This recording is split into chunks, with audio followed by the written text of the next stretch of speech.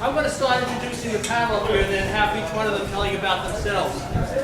Sitting right in front of me, New Jersey's finest, Karen Fetter. Come on out, Karen. Karen is a little different than me. First of all, she's a girl, I'm a guy. First of all, she's young, I'm old. Also, I came up, just playing and gigging around. She went to Five Towns College. She has a master's degree in music. And she's going to speak about not just drums, but mallets and other orchestral type of percussion. That's her expertise. Never lost the concept of where the groove was, okay? So it takes a little while to adjust to how that works, getting the molar technique down. For those who are just starting on it, grab a pad when you get home, start with both hands, mirror image, the wrist comes up first, drop down to your accent, work. You can work twos, threes, all right, and fours, and so on and so forth. And that'll give you different aspects of the molar. Everybody understand that? Questions? Good? All right. Karen? Anybody?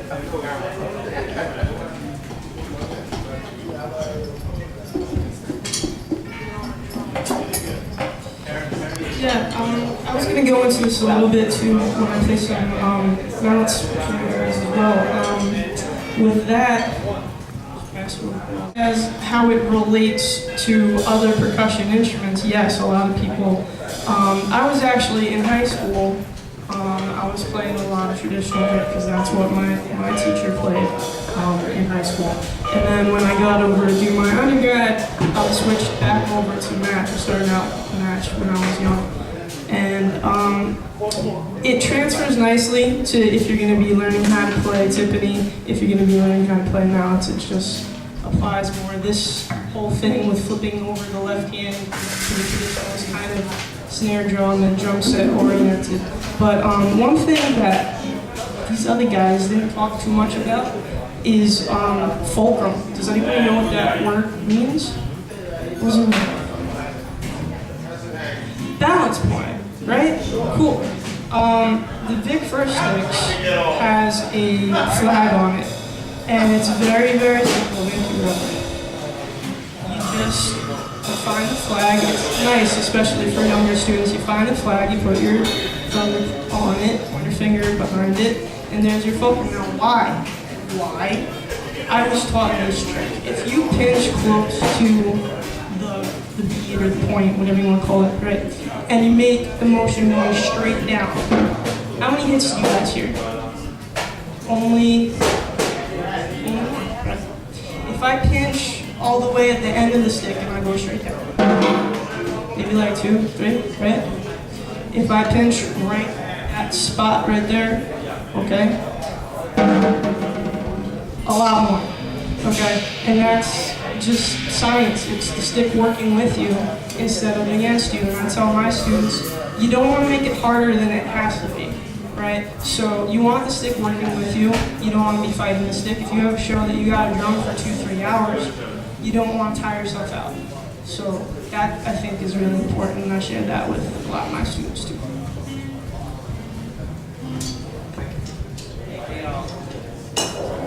This is all new to me. Being in front of everyone like this. It's, I usually do one-on-one. But also, how many kids are in the school band?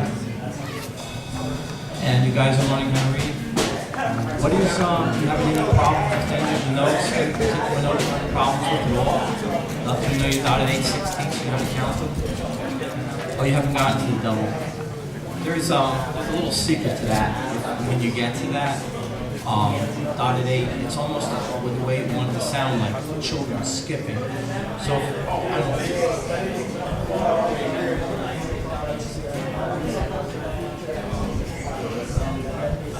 Bring it in, okay. Anyway, you use it a lot, you can use it as a shuffle, it's used also with jazz. Awesome.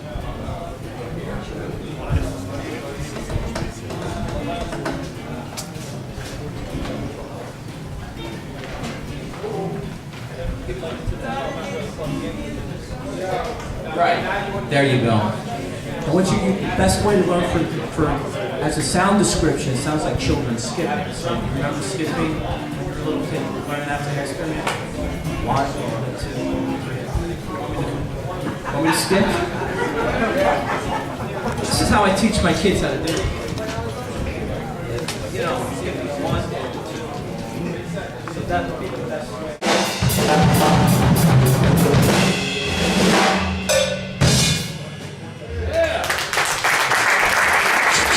You know, I have to tell you, it's not easy to just get up on the set and start playing a set you're not comfortable with. Sounded great. Yeah, I like it. Yeah.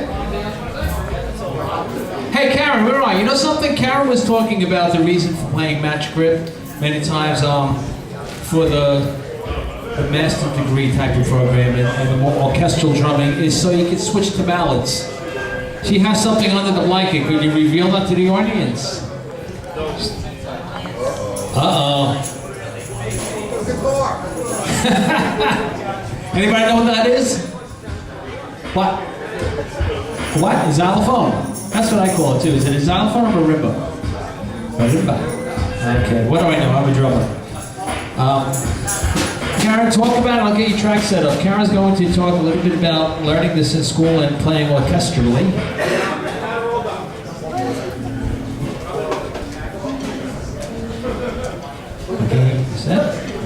Hey, by the way, we have a sign-in sheet here I'm going to put over. If you want to give us your email whenever we're back in New Jersey, we can just shoot you an email and let you know that we're here. I'll put that out in a second. Okay, well, I have a few discussion topics. Maybe I'll get back to some more too, but we'll just give them a little bit of time to set up my track here. I'm actually, trained in the classical stuff too, but when I like to perform stuff that people know that don't study English. So this is actually a song by Gautier that's all over the radio. It's called Somebody That I Used to Know. Does anybody know it? Maybe if I start playing, you guys will recognize it. Mallets. Okay, mallet percussion instruments from smallest to largest.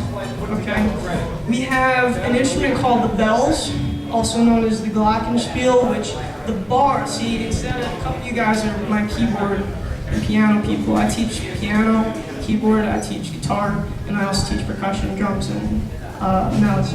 So the bars on the glockenspiel and the bells are a little bit smaller than these, and they're made out of metal. Okay.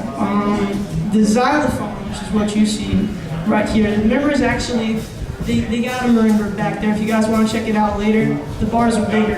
Okay, and this is wood. This is wood bars. The vibes, which is the next biggest mallet percussion instrument, they have metal bars. And with the vibes, there's a pedal, which is kind of similar to the piano. There's like a dampener that when you press down, it moves away and it allows for the sound to ring. Then you got your marimba, which is that big guy all the way back there. You can check out later if you want. And then there's an instrument called the chimes. They're big cylindrical tubes that you strike with a hammer. And that's probably, as far as what you're hitting, that's like the biggest thing. So, more info on that. I'm going to play the track and then maybe we'll talk a little bit more.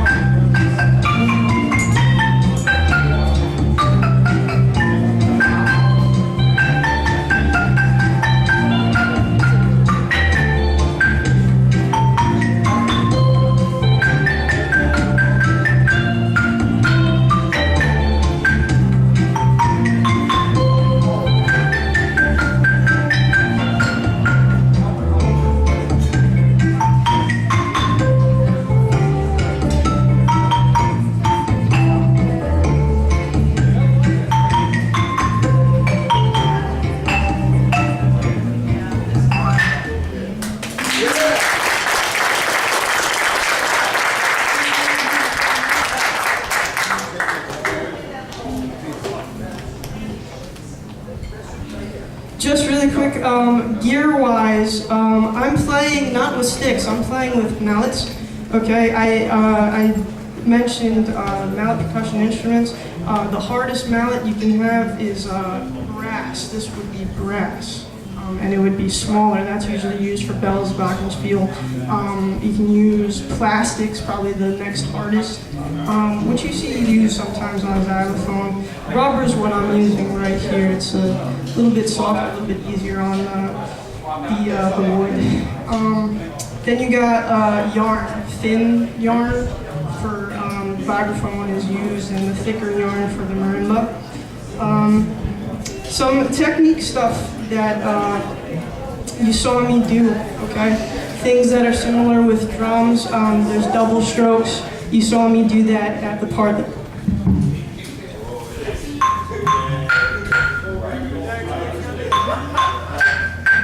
and then all the way down.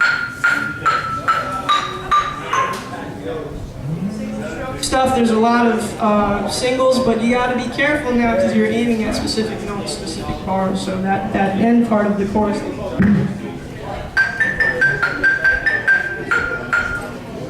I'm playing is all singles. So, okay, if anybody has any questions about mallet percussion stuff, I'd be happy to talk to you. All right, I'm going to hand it over. I'm just going to pass.